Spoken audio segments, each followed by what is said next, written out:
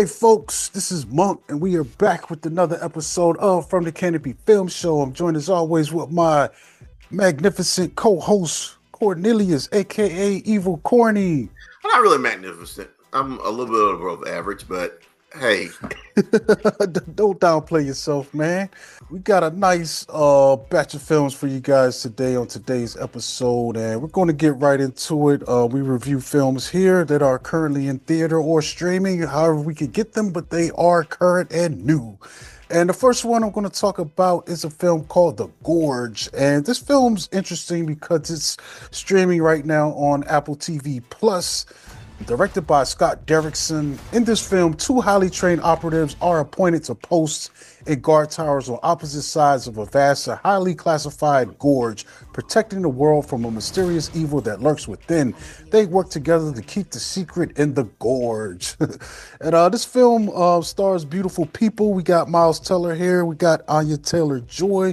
We've also got Sigourney Weaver in this, and Samantha Coughlin and Sope Dirisu. These are going to be our main characters in this film. It's a film that doesn't have a lot of characters going on. I will say this, man. I was actually kind of surprised, by what I got from this film. I didn't really expect much. The trailer looked a little bit interesting. So essentially, these two characters, they're at opposite sides of this gorge, and they work in these towers, and their jobs are to keep whatever's trying to climb out of these the gorge, keep it at bay, just shoot it down by any means necessary, man. They've got all this weaponry and all this crazy stuff, and they're posted at this these two particular towers on opposite sides of the gorge.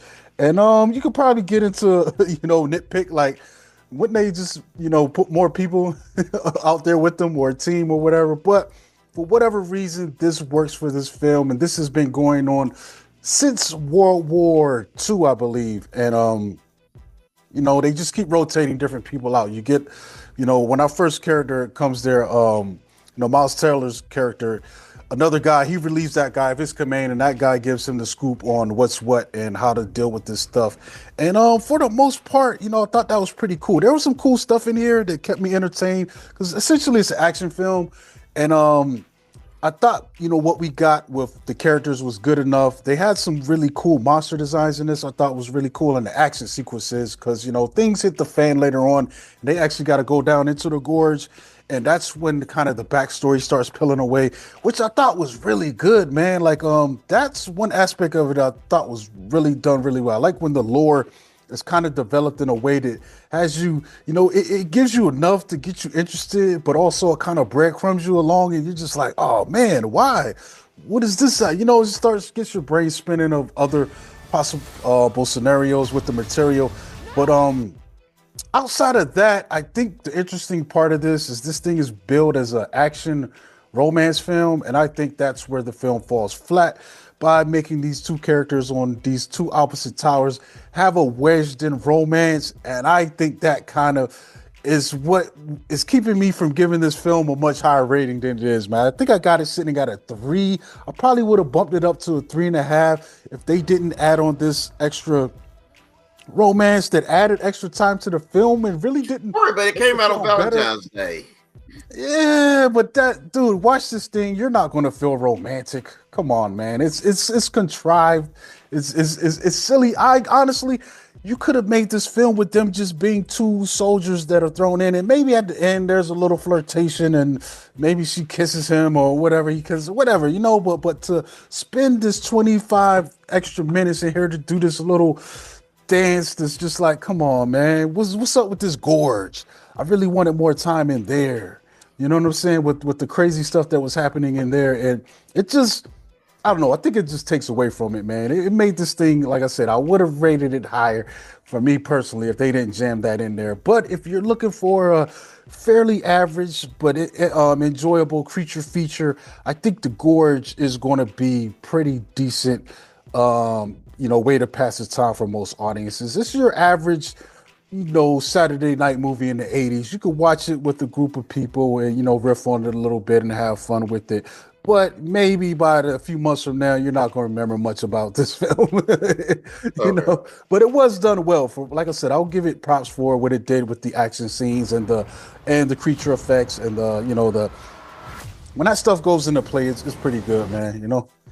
I was And I was kind of prepping for my Patreon week for Talk Without Rhythm. Well, I would have mhm, watched this Friday, but I had to rewatch American Gangster, mhm, and yeah. yeah. But it's out there. If you want to watch it, you probably already got Apple TV Plus. You could Mhm. watch it on there and stream it right now if you want to check it out. Next one I'm going to get into is My Dead Friend Zoe. And this film is billed as a war comedy.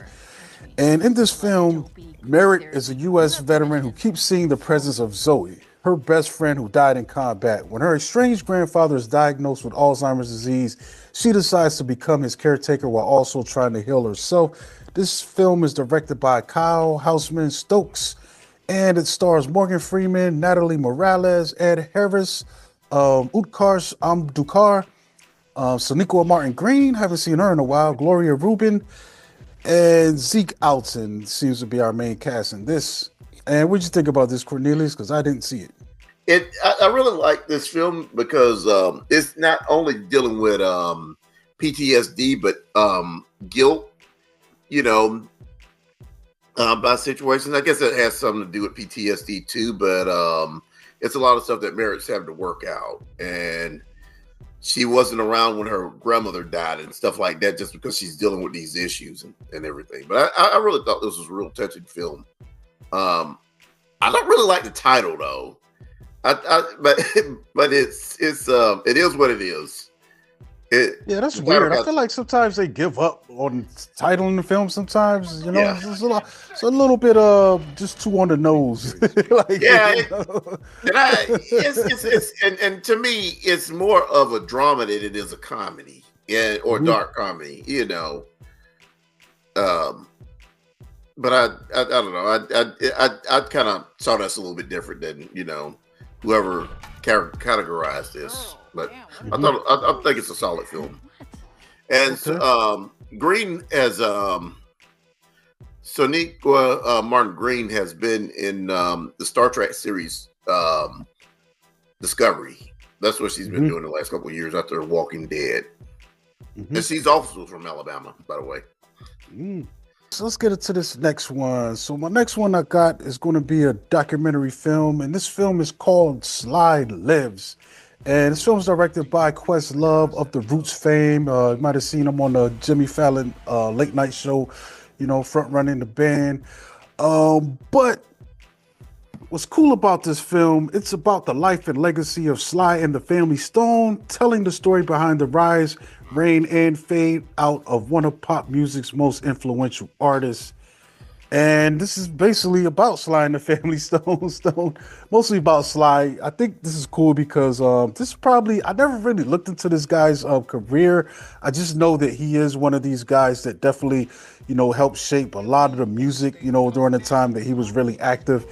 And it's cool to kind of see, the interview footage of him, the performance footage, the studio footage, and just kind of a telling of his, life story and his career, how he got started, and how he, helped influence things, man. With the work that he was doing. So we got a lot of interviews from, his contemporaries, his peers, and even more modern artists Fans. also chime in on his career as well. So it's pretty cool to see that and see him his story getting told in this form.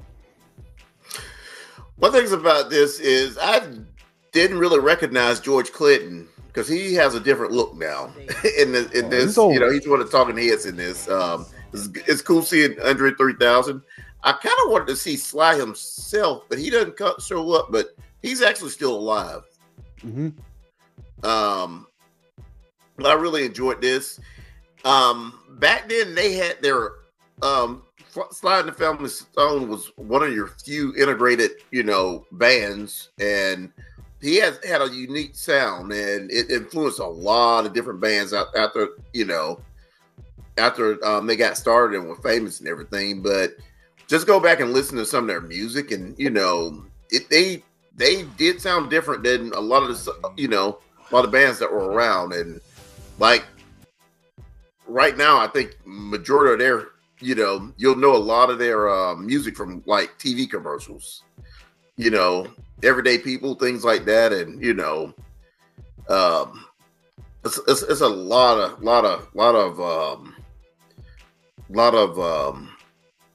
TV commercials and stuff that uses their music. It kind of shows the ups and downs of Sly because he was, using drugs at the time and showing how famous he was at one point, and then the decline or whatever. But I always just thought that their music was real solid, and kind of hate that some of the stuff that happened to him. But like now, like I said, you kind of hear their music some everywhere now. Yeah, it's timeless classics, man. There's so much stuff and things that you didn't even know. When I just saw that he was the guy who pretty much put that the song together. What you want somebody to love, and I'm like, yo, this is crazy. I forgot the exact words, but you know what I'm saying? Like going back to, and this is before he's anybody. He's just so talented. The way they said he took over the session, told the other players who weren't that experienced what to play, and made one of the most timeless classic records ever made. And I'm like, yo, this is crazy. And this is not even him doing his own music at this point. He's just in the back as an engineer, you know what I'm saying? Yeah. Like as a producer guiding this stuff, man. Yeah, it's amazing, man. And also, I just love the way that it's told, man. It really does have a nice clip, nice energy to it. So I always love when these documentaries do that. I think Questlove was responsible for that one documentary too. What was it? Nah. He did. There was another one. Yeah, Summer of Soul. I think he helped put that together as well, man. So it has that same similar kind of energy, and I think Sly is in that one too as well. I feel like some of this footage from one of the segments in here is pointing to that.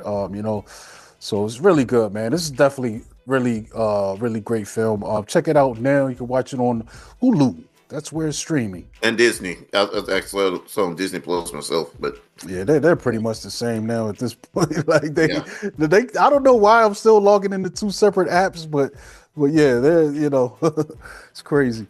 So my next one is going to be a film called Love Hurts, and this is an action and comedy film, and I feel like I'm gonna be saying the same thing about two films on this episode. So this film is directed by Jonathan Eusebio. In this film, Marvin is a Milwaukee realtor who receives a crimson envelope for Rose, a former partner in crime whom he left for dead.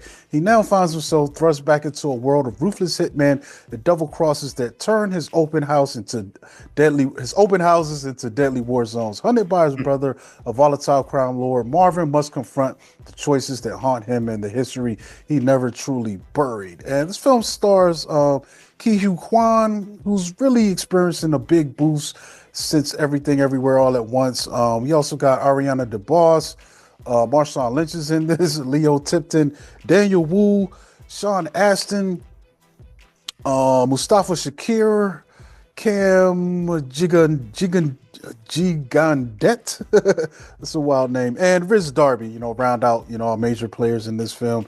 And I had a lot of fun. It's kind of neat him and Sean Astin are together because those two, they were in Goonies together. Yeah, it's crazy, man. Data and Mikey. Yeah. And this film is cool, man. I liked it. I had a really good time with it. For what it is, it's a simple action flick. The story's, paper thin, but it gives us an excuse for these characters in this crazy world to kind of, unfold in front of our eyes. And what's interesting, this is a hitman world similar to John Wick. You've got these highly trained assassins. And it's interesting because Marvin Gable, he's retired from that now. He lives a quiet life. He's really good at his real estate job. Like, I feel like he's just as good at his real estate job as he was a hitman, which seems to be a really crazy hitman. And it's cool seeing him at work doing his, job and interacting with his employees and his people. But then interesting part is they come knocking at his door while he's at work, which is crazy, man. There's like a wild scene between him and Raven, played by Mustafa Shakir, and they're having a fight in his office, which is closed it's a closed door, but you can hear most of the sounds, the thumping around and banging. And meanwhile, his other employees are out, running around doing office work or dealing with customers, and he's in his office having a full on fight with this guy, man. And speaking of the fights, man, the action in this is really great, man. It's done really well. I'm not sure who the choreographers were on this. I got to look it up, but they did a great job, man. Keith's done, doing that for a while, fight choreography. So I was wondering if he was doing it. He might have some hands in this, as well as the director. I think he might have been, with one of these teams with some of this John Wick stuff or some of these other films. But you could really tell, like there's some really cool action stuff, and they're all fighting. He's fighting, everyone's coming after him is fighting, and it's just really inventive, fight stuff, man, that I had a lot of fun with, man. But I got to get into the negatives. It is funny too, man. I had a good time. I got some chuckles, a couple belly laughs too, man. With just some of the strange scenarios with some of these characters, especially when you've got Marshawn Lynch playing a hitman. Him and the other guy in this thing, man, they had such great chemistry. I forgot who they paired him up with.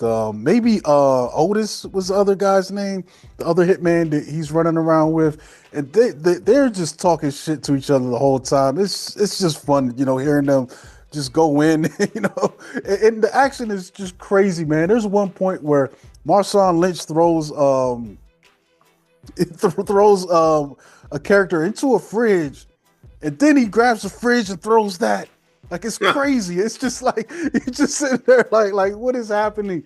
But I will say there is a downfall to this movie, and it is the romance, man, because that's kind of a thing that I feel once again is wedged into this movie, because Ariana DeBose and her character Rose and Marvin had an affair, and he left, kind of leaving her. She's been looking for him ever since. He's kind of always been one step ahead of her, but she's been kind of, leaving these breadcrumbs or leaving these notes and messages. And you're just like, it's just not believable, man. My man's like 50.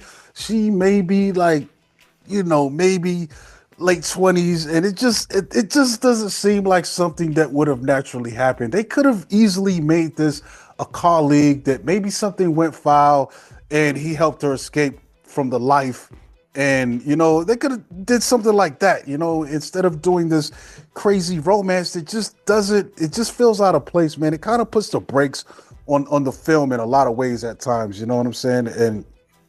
And it doesn't pay off in the end. You're just like, okay, I get it, that maybe that was your theme, but it just doesn't work here, man. There's plenty of ways you could have spun this, and they could have still just been friends in this film, or co-workers, you know what I'm saying, that really, had respect for each other or owed each other a favor or something like that. That could have played out just as well as you trying to, wedge in this romance. It just wasn't believable, man. I didn't buy it. Not at all, bro. But outside of that, I think this film can be fun, man. Like I said, that action alone makes me want to probably go back and see it again once it, hits, the home video circuit. And, but yeah, other than that, I'm looking forward to see what this director does too. I'm gonna keep an eye on his work. Now that I saw this, I think if he keeps doing action, yeah. I was kind of curious because I don't really think it was in theaters when I went and saw Brave New World Monday. I was going to try to make, Yeah, I think it's on his last legs, because I think it might still be playing where I'm at, but it's kind of limited, Like there's not as many showings, during the day. And I think it also came out the weekend what else came out that weekend? So I think it was competing with the other Love, I think it was a horror. Oh, Hard Eyes. Yeah, Hard Eyes. I got a feeling this one's going to be one of those ones that's going, like, they'll be on digital really soon, man. Okay. I feel like that window is getting real short now for stuff. And now they're doing it where they will still have the, I think my theater is still showing one of them days. They're showing that once a day still, but it's been out for rental for like a week now, so. Oh, okay. Yeah, they kind of messed their money up. They next year they need to just lock it down on how long some of these things are going to be in theater. I mean, I don't know, man. I know. Disney has their shit together, and I Some doubt of that it, they still put out Moana 2 went to digital in like a month. so, oh yeah, so, and that movie still made a lot of money at the box office, man. I think they have a formula now. I just think that they know that they can start getting this digital money real soon because people still aren't going so much for these smaller films, man. They'll show up for like a Captain America or something like that, but I don't think some of these smaller releases are getting crowds packed unless there's crazy word of mouth. There was quite a few people when I saw Companion, but also that film is already on digital. You can rent it. So I don't know, dude. And that film probably made its money back in the box office, which wasn't much anyway. I think that thing had like a $12 million budget or somewhere around there. But I just think some of this stuff, for a film like Love Hurts, that's probably not going to kill at the box office. They're probably just better. That's kind of like their preview era. Hopefully, enough people see it then, and then their word of mouth will help when it does, get that early digital release. But I don't know, man. Like I feel like if it's going to still make money, it's going to still be in there. Like a while after. Yeah. But unless you've got a deal where it's going to be in there a certain amount of time, then other than that, it's like, hey, man, we're just going to play it by ear. Let's see, what do we got here? So the last one is a pretty big deal. We've got Captain America: Brave New World. And this film is an interesting one. We're coming at a pivotal moment in the Marvel phases. So this one actually feels like the start of a new phase, man, because, it's kind of interesting. I don't know if it is officially, but I feel like this last phase or the phase that we've been going through, there's not like this overarching theme that we're used to from the previous ones where there's a build up to like an Infinity War type of thing. So I think we're just getting a bunch of films that are, telling their stories, but not so necessarily invested in carrying a bigger sweeping arc. I mean, it all fits together. Yeah. It all fits together for sure, but it's not like we're, building this big thing to come around or, building up to. But this film is directed by Julius Ona. Really, before you get started, really like everything having to do with the Infinity War saga is the Infinity Gauntlet itself and the gems were MacGuffins, per film, and you really just don't have that at all this time. Yeah. Sorry. So this one, Captain America: Brave New World, is directed by Julius Ona. And in this film, Sam Wilson finds himself in the middle of an international incident after meeting the president, Thaddeus Ross. He must soon discover the reason behind a nefarious global plot before the true mastermind has the entire world seeing red. And this film stars Anthony Mackie, Harrison Ford, Seth Rollins, Shira Haas, Rosa Salazar. We've also got Giancarlo Esposito, Danny Ramirez. We've also got Tim Blake Nelson, who I actually thought was Richard Belzer, but I forgot he's dead. Then we got Carl Lumbly, Shosha Rockamore, and we've also got Takehiro Hira. He played the Japanese Prime Minister. I actually liked him in this. He was cool. I hope we see more of him. And what'd you think of this? I had mixed. I kind of went to the theater, kind of listening to some people's opinions about it. I think your original opinion included. So my expectations were somewhat mixed, but I was going to give it a shot anyway. Well, went to the theater and loved the film. Then see, I really don't know what people were expecting out of this film, but I enjoyed it. I'm kind of curious what we had before they did the reshoots on this. But overall, I for a product that was but the product we got in theaters, I really enjoyed it. And I think it's a solid, overall, it might be a solid Captain America film. I did like to where Sam doesn't have a serum, but he's been training with Isaiah Bradley, and that's like one of the first people to have Captain America serum other than Steve Rogers. So he's fighting against this guy, and he's showing himself how it will probably be almost impossible for him to beat him, hand-to-hand combat. But he's been trained with by somebody that has these powers, so he's a formidable opponent. Even though he doesn't have a serum and could probably get fatigued pretty, easily. He's not at the level of Steve Rogers, but he's, like I say, he's a formidable opponent right now. But I really love the effects. I loved, I did watch Falcon and the Winter Soldier series. And that's just a continuation of that, of that series. And I really enjoyed this. Yeah, I enjoyed it too, man. Like, ultimately, I think it's a good film. There are some things you can nitpick at. And for me, it's probably going to be some of the dialogue in the script. But outside of that, I think this film told a good story. It nailed the parts that I needed to nail, which was definitely the action. Like, watching some of these sequences, man, especially that sequence in the Indian Ocean. That was just badass, bro. That reminded me of Tony Stark's and those F-22s and the first Iron Man. Like, that's how really cool that scene was. We also get the final fight.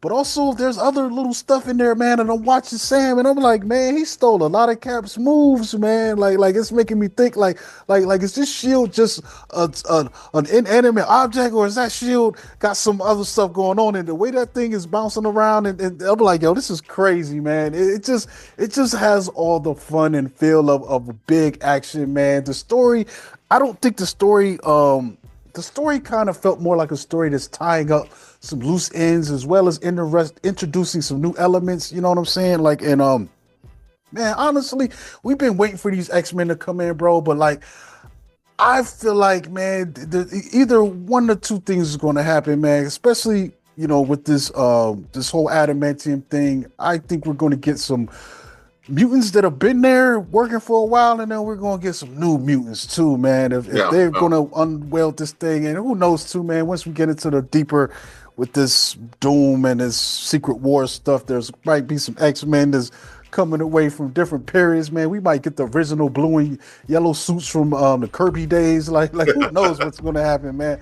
But all in all, it's got me really excited for Marvel again, man. And I think some of the criticism is just what to expect these days. You're on top now, so it's kind of profitable for these outlets, for these talking heads on the internet to just start going, and because you can get an engagement coming at Marvel, man. And this film is getting more criticism than films that are just straight up awful, man. Like across the board. Madam Web, you know what I'm saying? They kicked it around a little bit, but there wasn't this crazy campaign to just keep digging and digging. Right? Even the reshoot stuff, I don't feel is something that's what is that? Is that an ad on my page? No, probably. Yeah. I think even the reshoot stuff has been blown out of proportion, because Julius Ona just recently spoke about, like, that's been exaggerated. We did one period of additional photography, you know what I'm saying? He didn't say reshoot. So I think what's happened with this film in some ways, and I think that's why some people are complaining with the choppiness of the editing. I think stuff was added because of other stuff that's going to be happening down the line with this universe, not because there were problems with this film. You know what I'm saying? I think this stuff was wedged in to build onto this long-term story that they're doing, so that makes more sense to me than them trying to change stuff because it tested, improperly, Yeah, it's some things can go some interesting ways how this film was set up, because like, especially like Carlos Esposito's characters, he, part of this Serpent Society. You don't know when the rest of these jokers are going to show up, but they pretty much established that he's a badass, and I just want to see more of him in this. I want to see more of a lot of these people, man. I want to see Yeah, more Isaiah. It'd be cool if Isaiah and Fury go on and an they old teamed up. man Yeah, side quest. That'd be awesome. yeah. That'd be so. I could just imagine, bro. That'd be crazy. They might have to make that one rated R because, but but Really, also, really, I wouldn't mind Isaiah working with Shield and kind of training some of the new, because Shield's mhm, going to probably be back at some point. Be a yeah, part of training, training some of the new recruits or whatever. hmm yeah, it's wild, man. Shira Haas was an interesting choice because she's tiny, bro. She was kicking ass in this movie, so I don't know what's gonna happen ultimately with her character, but I will encourage you guys to check out Unorthodox. It was streaming on Netflix, and that's the first thing I saw her in. I think she plays a woman that's kind of breaking away from a kind of a hardcore Hasidic Jewish community. So, but she was acting her ass off in that, man. That thing was crazy, bro. I don't even know. I might have got an Emmy nomination that year, but it was from 2020. So this is probably the first thing I've seen her in since then. But yeah, I even like my man Ramirez. As Joaquin Torres, the new Falcon, man. He's a little Yeah. too eager. So that was a little goofy, man. That was probably one of my dialogue issues because some of the banner with him, I get what they were trying to do is kind of this tropey thing. The new guy is following in the shoes of his boss, but he wants to be like Yeah. his boss. Is looking up to him. It's like, Yeah. yeah, but some of this was a little goofy. But overall, man, anybody really complaining, I think it's just nitpick city on this one, man. For the most part, I I, think this thing was solid. I'll be honest with you. I was kind of picking up a lot of the hate that we were getting for the Marvels before I went to the theater and saw this. Mm-hmm. And that was another film from, that Marvel kind of released that was kind of getting a lot of hate and a lot of build up on, Mm-hmm. is Marvel still good or, or just being trying to start a controversy about something before it was really released. So one of the complaints is, he doesn't have the powers, and I'm like, honestly, man, I'm glad that he doesn't have powers right now. Sure, I would like to see him doing stuff that Steve Rogers does, but we're not making another Steve Rogers, man. Yeah. And the fact that people don't realize the captain, he's more of a symbol, man. You know what I'm saying? Even the stuff that they're setting up in this film with him button heads with Ross. Shout out to damn it, what's his name, yo? Why is it that like Harrison Ford? Shout out to Harrison Ford, man. He kills his Ross, man. I love Ross so much in this, and there's some really cool scenes with him and Sam and other characters, and it really, these people they like that were getting mad at Mackey's statement. He had it right, 100% right. He had it right. This is what this character has always been about. Yeah. He stands for the ideal America. Not he's not the extension of whatever. He's not a puppet for America. He's one of the first that goes against like if you look at Civil War, you know what I'm saying? He was like, no, Sokovia Accords. What is this? Man. Yeah. We're not with this. And they're reflected in his actions, in that film. It's funny, man, because I get home after I watch this and Civil War is on the TV, and I'm looking at seeing when Rhodey falls out of the sky. I'm like, yeah, this is your fault, Tony, man. You went along with this bullshit off the start without even thinking about nothing. Like, yeah, let's go. But I understand, though, man. They've been really clever at setting up motivation. So I really can't fault Tony. He had a traumatic response to what happened in Nigeria. You know what I'm saying? And that it makes sense, man. And I love it, So for us to have this guy without this serum, I think it's going to make this even more He's proven interesting. himself.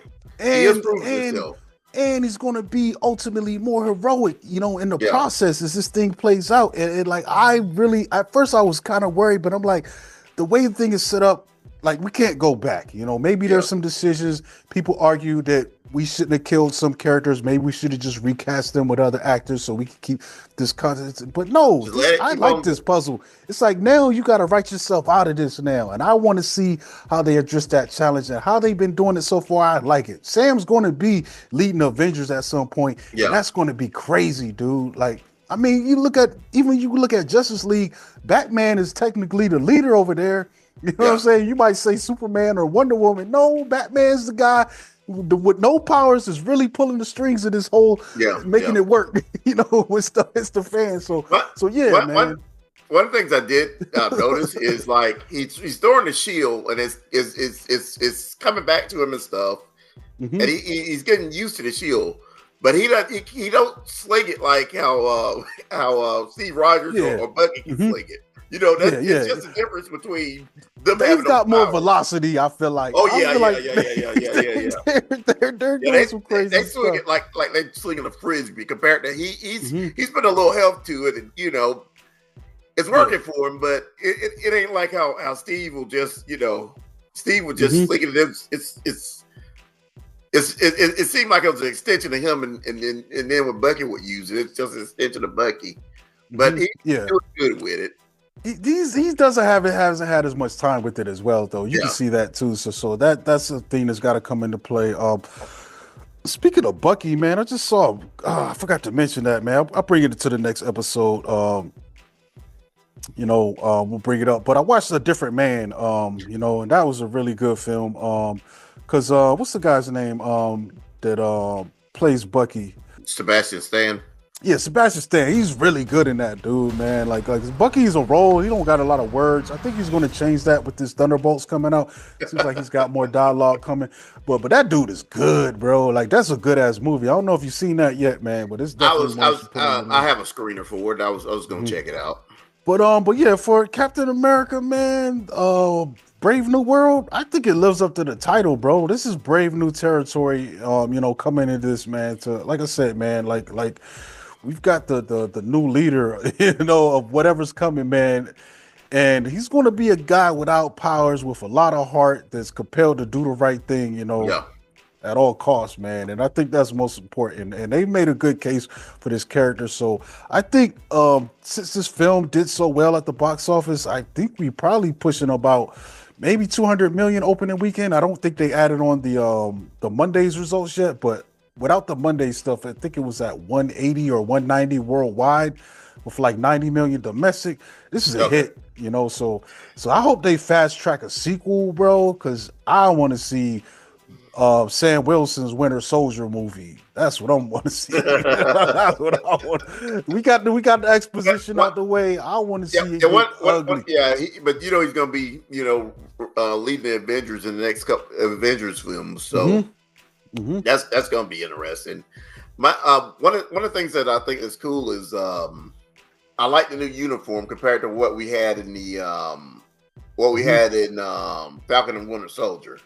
Yeah, I like that cap suit, but the newest one we have in this show is much more much better. It's weird because there's a change because he starts off with the suit that looks more like the shoulder pad from the show. Yeah, and then he switches. I think that was Steve's suit. It looked like it was a different suit. Yeah, okay, but it's more colored like Steve's suit, with some alterations. But it was interesting. But I did see in real life, Mackie said he was not going to put the cowl on again from the show because he said that thing was ungodly to wear, like it was hot, it was sweaty, and he said the goggles fogged up.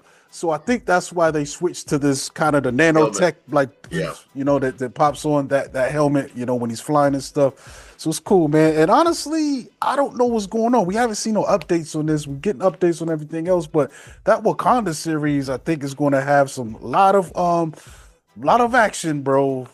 Especially with the things in this film have kind of changed Wakanda's position and things, I think, a little bit, and it's going to be interesting to see what's going on because I feel like now Wakanda's going to be kind of that extension of the universe that's more espionage focused, more political, quiet, black ops kind of things.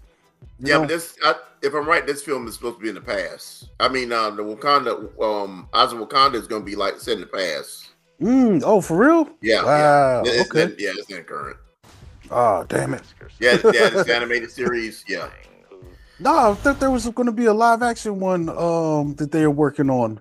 Damn, that's interesting. Well, Disney Plus? Nah, that's going to be so this is going to be animated. Damn, I thought they were doing a live action Wakanda. Darn. All right. That's what's up. I guess. Well, damn. Okay. Well, I guess we can wrap this one up, man, on this one. I don't got any news. I think The Monkey opens up this week. So I'm going to check that out. We also got an announcement. They're bringing Purple Rain back to the theaters, which is one of my favorite musical films.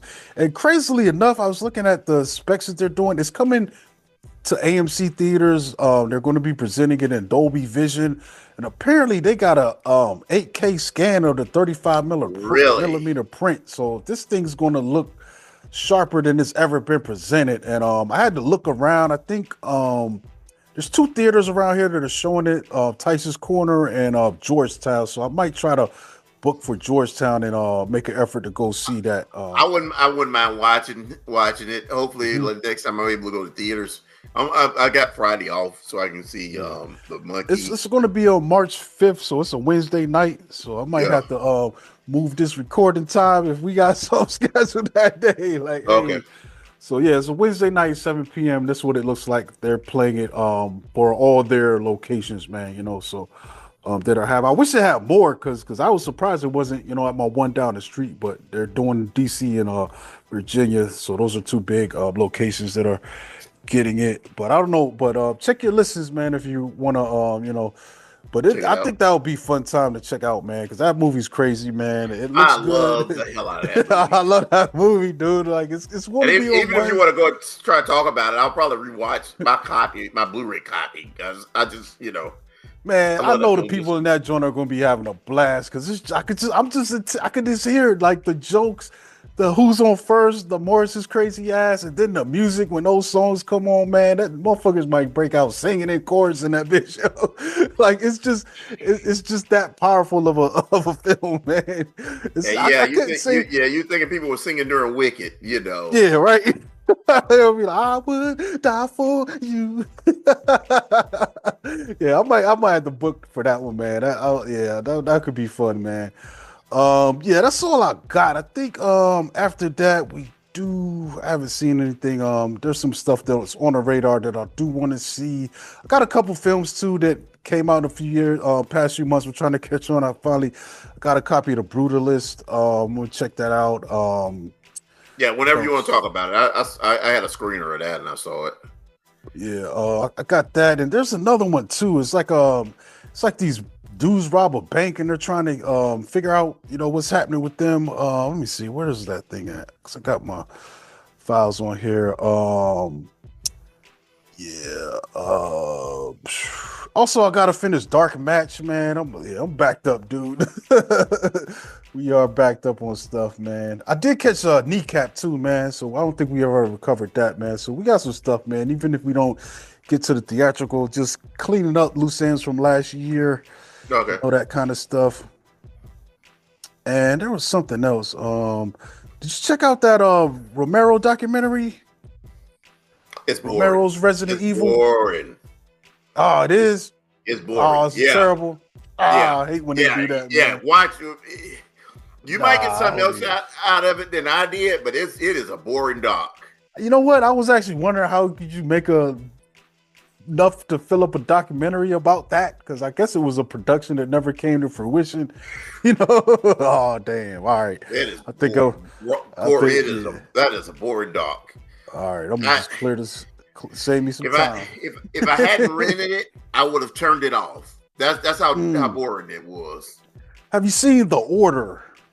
No, not yet. Yeah, that's the other one I got. So I'm gonna check that out. The Order of 2024.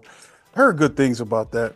And also, I got to get Better Man in, man. I finally got that, so I'm gonna get that.